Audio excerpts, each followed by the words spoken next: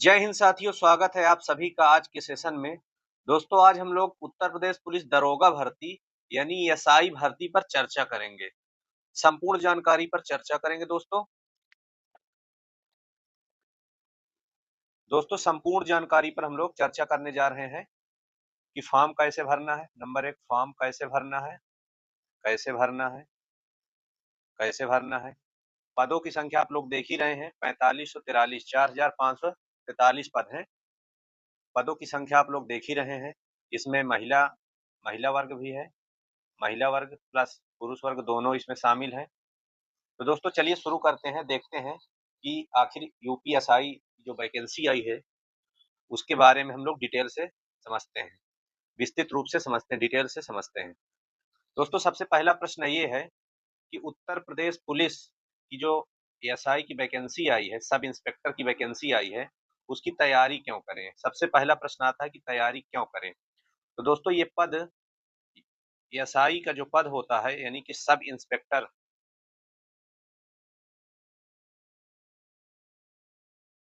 Double star का पद होता है और ये बहुत ही भौकाली पद होती है दोस्तों। उत्तर प्रदेश पुलिस में, यूपी पुलिस में बहुत ही भौकाली पद माना जाता है यूपीएसआई। एसआई का पद बहुत ही भौकाली पद माना जाता है। देखिए, भौकाल है, प्रश्न ये है कि भौकाल है, बिल्कुल भौकाल है। देख लीजिए, सबसे पहले जो एसआई होते हैं, सब इंस्पेक्टर होते हैं, उनके पास आईओ की पावर होती है। क्या पावर होती है? आईओ की, इन्वेस्टिगेटिंग ऑफिसर, आईओ की पावर होती है। जो भी केस दर्ज होता है, जब भी केस दर्ज होता है तो एसआई को ही बनाया जाता है, इन्वेस्टिगेटिंग ऑफिसर बनाया जाता है, आईओ बनाया जाता है एसआई को ही। वही सारे अपराधों की जांच करेंगे। तो अपराधी को न्यायालय में पेश करवाने तक की जिम्मेदारी एसआई को होती है। वही वही जांच करते हैं।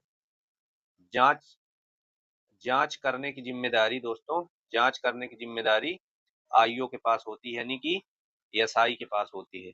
दूसरा भौकाल क्या है दोस्तों? दूसरा भौकाल ये है कि उनको चौकी इंचार्ज का पद मिल जाता है। चौकी इंचार्ज, जो चौकी बनाई जाती है कुछ क्षेत्रों को मिला के, उसका इंचार्ज बनाया जाता है। तो उस क्षेत्र में जितनी भी गतिविधियां होती हैं दोस्तों, उस क्षेत्र में जितनी भी गतिविधियां होती हैं, सारी गतिविधियों के लिए वो स्वयं जिम्मेदार होता है। एसआई ही जिम्मेदार होता है। अगर इस क्षेत्र में कोई घटना घटती है या किसी का आगमन होना है, किसी का वीआईपी का आगमन होना है, वीआईपी का आगमन होना है, तो सारी जिम्मेदारी उस हल्का के चौकी इंचार्ज के ऊपर होगी।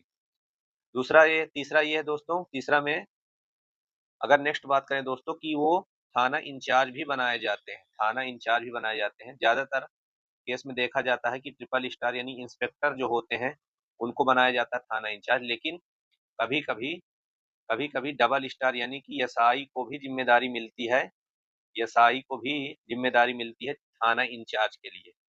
थाना इंचार्ज भी बनाया जाता है। तो आप लोग जान ही रहे हैं दोस्तों कि एक थाने का इंचार्ज की पावर कितनी होती है। तो थाना इंचार्ज भी बनाया जाता है। अब अगला देखें तो दोस्तों, हल्का इंचार्ज तो बनाया ही जाता है, हल्का इंचार्ज बनाया जाता है दोस्तों। हल्का इंचार्ज में कुछ क्षेत्रों को मिलाकर, कुछ गांव को मिलाकर उनका क्षेत्र बांट दिया जाता है। उन्हीं क्षेत्रों की जिम्मेदारी एक एसआई के ऊपर दी जाती है। वो सारी जिम्मेदारी अपनी निभाते हैं। तो दोस्तों बहुत ही अच्छी पोस्ट होती है। सब इंस्पेक्टर का पद बहुत अच्छा होता है, जिसमें उनके पास आईओ की पावर होती है, जांच करते हैं, इन्वेस्टिगेटिंग ऑफिसर के रूप में वो रहते हैं।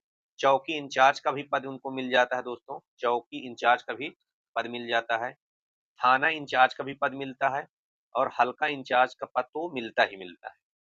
तो हल्का इंचार्ज, थाना इंचार्ज, चौकी इंचार्ज, 3 प्रकार के इंचार्जी उनको मिल सकती है। और आप लोग देख ही रहे होंगे कि उत्तर प्रदेश पुलिस में इंचार्ज का भौकाल कितना होता है। नेक्स्ट बात करें तो दोस्तों, सैलरी कितनी होती है, सैलरी कितनी होती है। भाई हम लोग तैयारी क्यों करें? तैयारी करने के लिए पैसे की भी तो जरूरत होती है ना, कि कितना सैलरी मिलेगी। तो दोस्तों ये 4200 ग्रेड पे की वैकेंसी है। इसको ग्रुप सी माना जाता है, ग्रुप सी माना जाता है। और 4200 ग्रेड पे में स्टार्टिंग में, शुरुआत में जैसे आप ज्वाइनिंग करेंगे, शुरुआत में लगभग 50,000 के पास सैलरी बनेगी, लगभग 50,000 की सैलरी। 50,000 स्टार्टिंग में मिलना शुरू हो जाएगा। तो कितना अच्छा पद है, 50,000 रुपए आपको पर मंथ के हिसाब से मिलना शुरू हो जाएगा।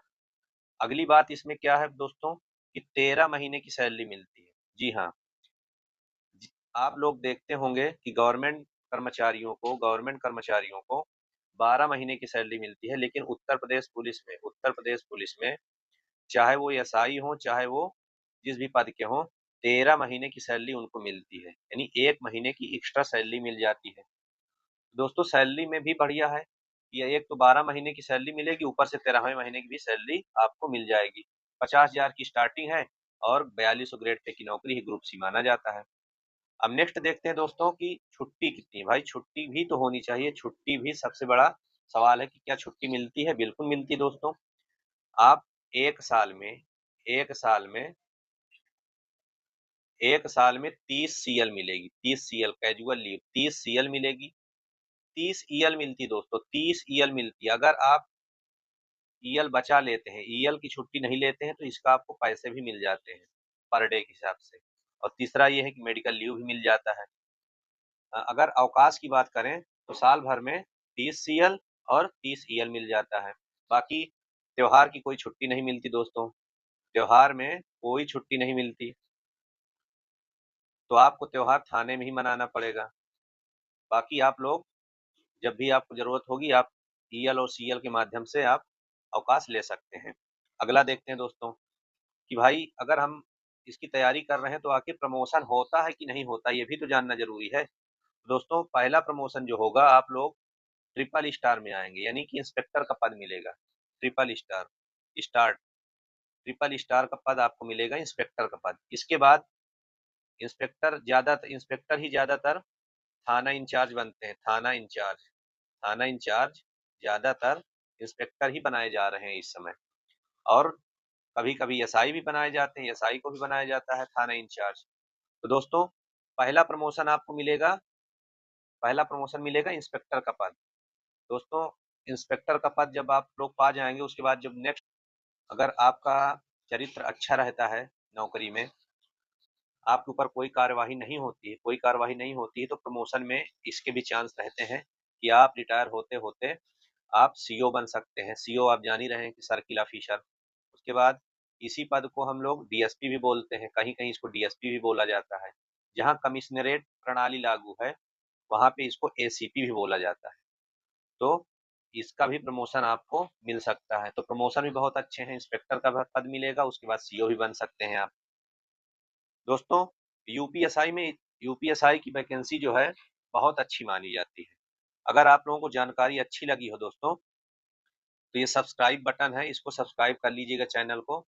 इससे इससे संबंधित जो भी जानकारी होगी, हम आपको चैनल के माध्यम से प्रोवाइड करा देंगे।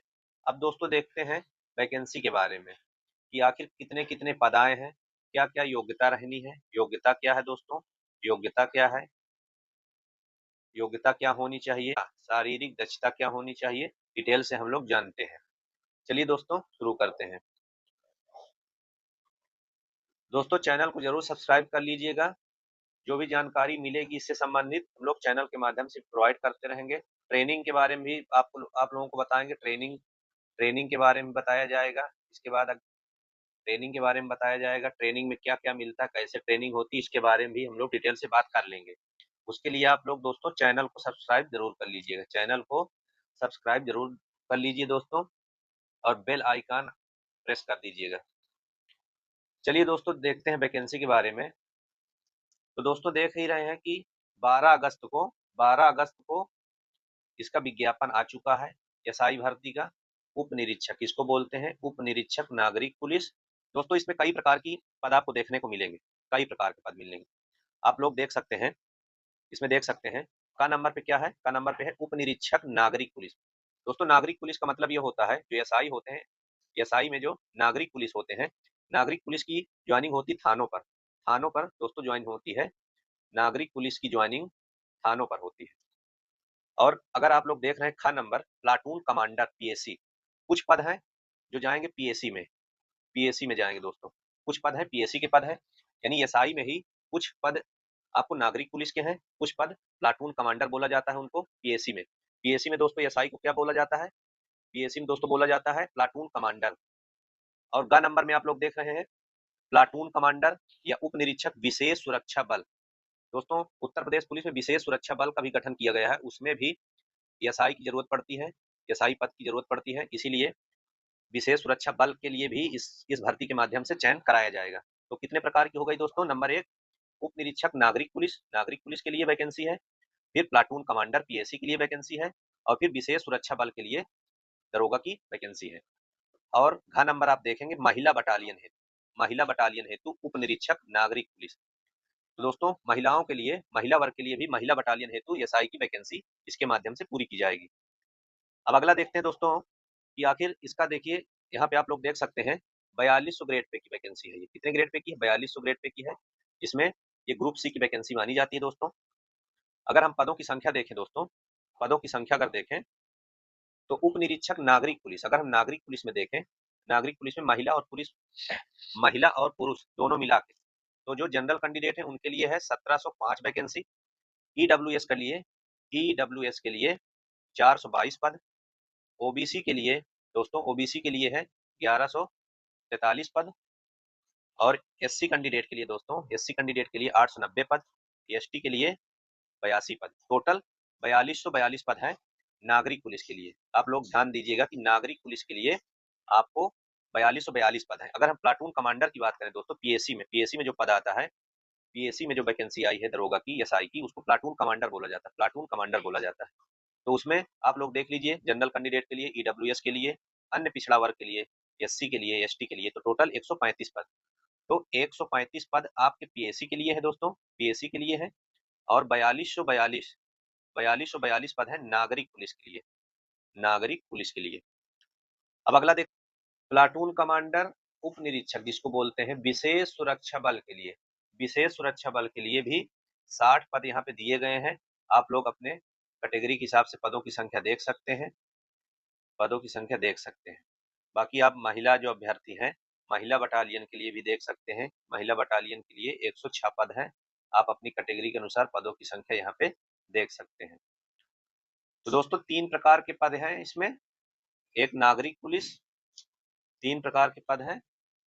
अगर देखें पदों के विवरण देखें दोस्तों, तो पहला हो गया नागरिक पुलिस, नागरिक पुलिस जिसमें सीधा थानों पर ज्वाइनिंग होगी, तो थाने बनाए जाते हैं, थानों पर ज्वाइनिंग होगी। नंबर 2 पीएसी, पीएसी में प्लाटून कमांडर के नाम से, प्लाटून कमांडर के नाम से यहाँ पे ज्वाइनिंग होगी। और नंबर 3 इसमें भी प्लाटून कमांडर के नाम से ज्वाइनिंग होगी, लेकिन विशेष सुरक्षा बल, विशेष सुरक्षा बल, विशेष सुरक्षा बल।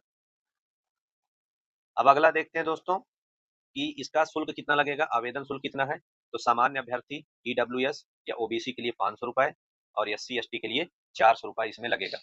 बाकी राष्ट्रीयता तो आप लोग जान ही रहे हैं कि भारत का नागरिक होना चाहिए। अब अब अगला देखते हैं दोस्तों कि सबसे इंपॉर्टेंट ये है कि शैक्षिक अर्हता क्या होनी चाहिए, शैक्षिक अर्हता क्या होनी चाहिए। तो भारत में विधि द्वारा स्थापित किसी विश्वविद्यालय से स्नातक की उपाधि होनी चाहिए, यानी कि आपको ग्रेजुएट होना चाहिए, ग्रेजुएशन आपका कंप्लीट होना चाहिए, तभी आप इसका फॉर्म फिलअप कर सकेंगे। बाकी अधिमानी योग्यता जिसके पास ओ लेवल वगैरह हो, तो उन लोगों को थोड़ा सा, जब अंक बराबर होते हैं, अधिमानी अर्हता से कोई अंक नहीं होंगे, बल्कि 2 या 2 से अधिक अभ्यर्थियों के बराबर अंक, जब दो लोगों के अंक बराबर होते हैं दोस्तों, तभी ये अधिमानी अर्हताएं काम आती, बाकी इसका कोई ज्यादा खास प्रभाव नहीं पड़ता है। अगर हम आयु की बात करें दोस्तों, आयु की बात करें कि आखिर कितने एज वाले फॉर्म फिलअप कर सकते हैं, तो इस बार देख रहे हैं कि 1/7/2025 को 21 वर्ष की आयु जो पूर्ण कर लिया है, यानी 21 वर्ष की आयु हो गई है, वही फॉर्म भर सकेगा।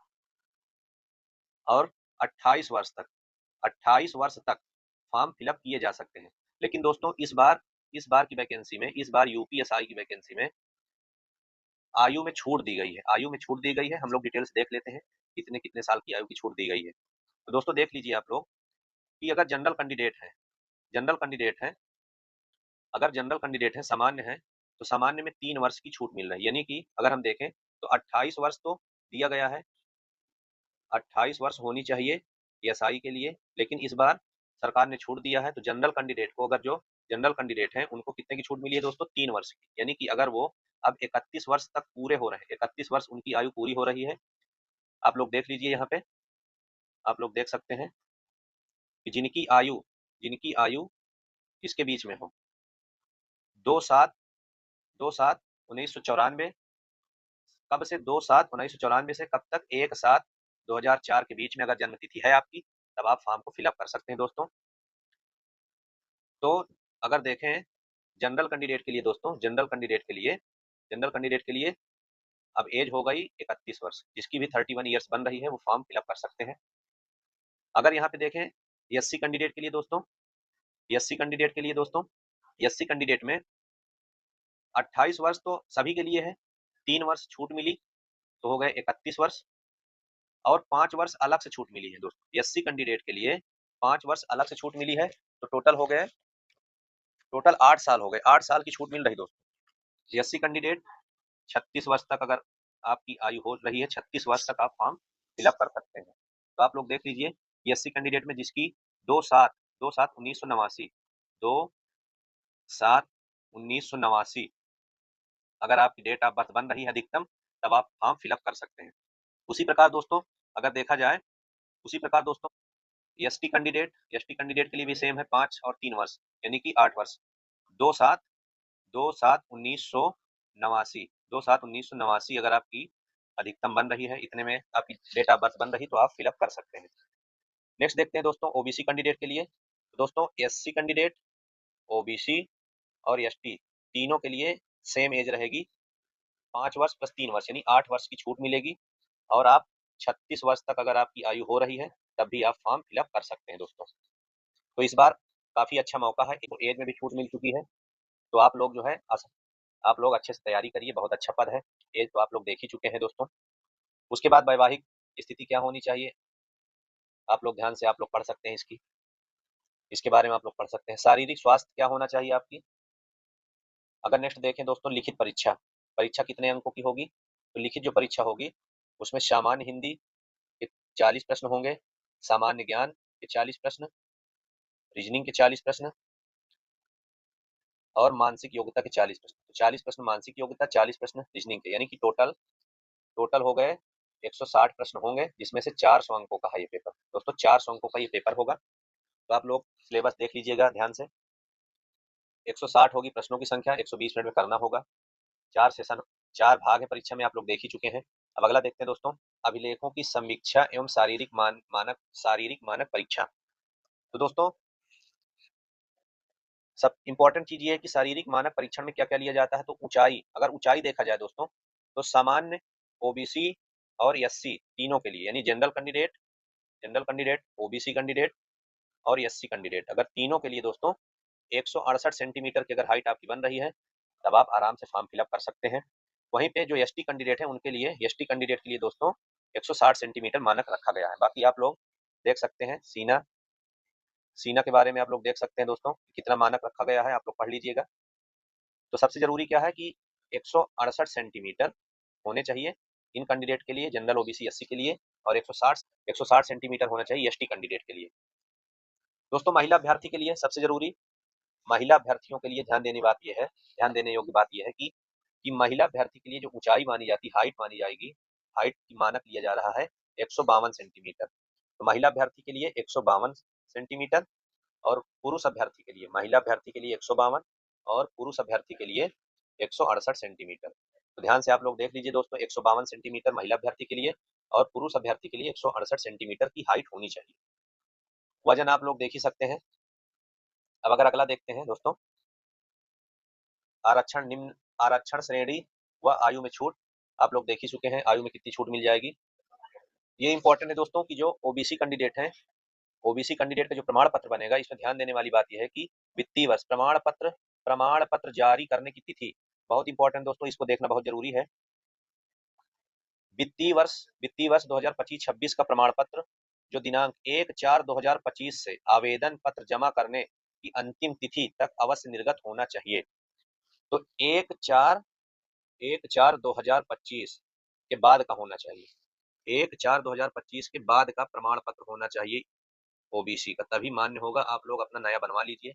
जिसके पास न बना हो वो लोग बनवा लीजिए अपना अपना प्रमाण पत्र, क्योंकि जब आपके पास ये प्रमाण पत्र होगा तभी आप ओबीसी कैंडिडेट में गिने जाएंगे।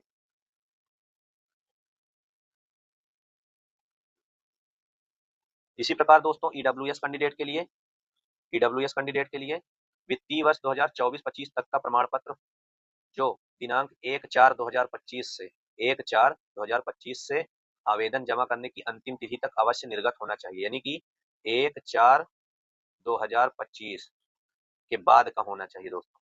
2025 1/4/2025 के बाद का प्रमाण पत्र होगा तभी मान्य होगा, पुराना नहीं माना जाएगा। तो ईडब्ल्यूएस कैंडिडेट भी नया अपना प्रमाण पत्र बनवा सकते हैं। फॉर्म जिनको जिनको फिलअप करना है वो लोग अपना प्रमाण पत्र बनवा सकते हैं। बाकी जो राज्य के कर्मचारी हैं उनको भी अपना आवेदन पत्र जमा करने की अंतिम तिथि तक नियुक्ति प्राधिकारी द्वारा अवश्य निर्गत होना चाहिए। एक इंपॉर्टेंट ये है दोस्तों, महिला अभ्यर्थियों के लिए ये बहुत इंपॉर्टेंट चीज है कि जो भी पिता पक्ष से निर्गत होगा जाति प्रमाण पत्र वही मान्य होगा, यानी कि अगर आपके पिता की जो भी जाति होगी उसी के अनुसार आपका प्रमाण पत्र जारी होना चाहिए, अन्यथा की स्थिति में मान्य नहीं होगा, आपका आरक्षण रद्द हो सकता है। तो आपका आरक्षण रद्द हो जाएगा, इसीलिए पिता पक्ष का होना चाहिए, जाति प्रमाण पत्र पिता पक्ष की तरफ से होना चाहिए। अब देखते हैं दोस्तों ऑनलाइन आवेदन प्रक्रिया। तो सबसे पहले दोस्तों आपके पास ओटीआर होना चाहिए, आपके पास ओटीआर होना चाहिए तभी आप फॉर्म फिलअप कर पाएंगे। तो आप लोग ओटीआर जनरेट कर लीजिएगा वेबसाइट पे जाके, तभी आप लोग ऑनलाइन आवेदन फॉर्म भर सकते हैं। बाकी लिखित परीक्षा का अगर आप लोग देखना चाह रहे हैं, लिखित परीक्षा का जो पाठ्यक्रम है आप लोग देख सकते हैं कि सेक्शन 1 में हिंदी, सामान्य हिंदी में दोस्तों वही जो सामान्य हिंदी में पूछा जाता है, पर्यायवाची, विलोम, अनेकार्थी, समरूप, भिन्नात्मक, अशुद्ध वाक्य, आप लोग डिटेल से ये देख सकते हैं। बाकी सेक्शन 2 में सामान्य ज्ञान, मूल विधि, संविधान, तीसरा और चौथा रीजनिंग का भाग है। तो आप लोग अच्छे से ये सिलेबस देख सकते हैं। यहाँ पे देख सकते हैं ये सामान्य हिंदी का है दोस्तों, मूल विधि, संविधान, सामान्य ज्ञान का ये सिलेबस है, आप लोग देख लीजिए अच्छे से। तो इस सिलेबस के अनुसार आपको तैयारी करनी है दोस्तों। दोस्तों अगर हमारा वीडियो आप लोगों को पसंद आया हो तो चैनल को सब्सक्राइब जरूर कर लीजिएगा। किसी भी जानकारी के लिए चैनल को दोस्तों सब्सक्राइब जरूर कर लीजिएगा। कमेंट के माध्यम से आप अपने सवाल पूछ सकते हैं, कमेंट करिएगा, कमेंट में आप अपने प्रश्नों को पूछ सकते हैं, हम कमेंट के माध्यम से आपको जवाब जरूर देंगे। तो कमेंट करिएगा दोस्तों, किसी भी जानकारी के लिए कमेंट जरूर करिएगा, कमेंट के माध्यम से आपके प्रश्नों का उत्तर जरूर मिलेगा। आप लोग चैनल को सब्सक्राइब जरूर कर लीजिएगा दोस्तों। आज का सेशन यहीं पे समाप्त करते हैं दोस्तों। जय हिंद साथियों।